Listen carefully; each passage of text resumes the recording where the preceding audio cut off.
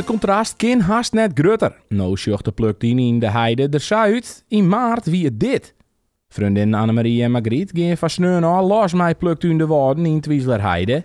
En die tuin is wat grutter uitvallen als in het begin tocht. Uiteindelijk zoenen beginnen met 4 bakjes. Nou, het zijn er uiteindelijk 21 geworden, dus het is iets grutter geworden. Dan is nog eens wat ideeën en dan denk ik dat ik zelf realiseren. Maar ja, toen toch wel, ja, nou, we moeten misschien dan maar doen. Dus eigenlijk, ja, het is wel een beetje uit de hand, ja, wel een beetje, ja. Duizenden dahlia's groeien er aan het skene paad. Voor de vrouwen is het haast een dijstige hobby die dus dags wel serieuze vormen om begint te nemen. Nou, het belangrijkste is, we hopen ervoor dat de natuur zijn werk doet. Elke regenbui is voor ons, het scheelt weer heel veel extra water aan natuurlijk.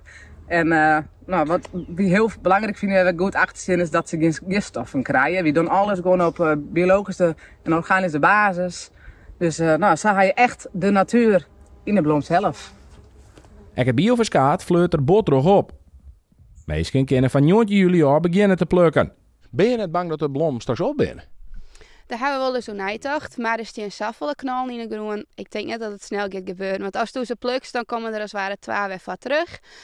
En hoe stimuleert de plant om naar je te matchen als je ze plukt. Dus ik denk net dat dat heel snel gebeurt, want dat is echt een heel soort. En dan moeten we natuurlijk ook even bij de vrouwen haar favoriete dahlia's zien. Dit is de Medless Folly.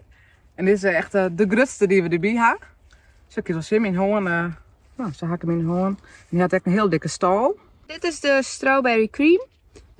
Iedereen heeft natuurlijk een eigen persoonlijke favoriet. En dit is wel eigenlijk mijn favoriet. Ik vind die kleuren gewoon echt super mooi.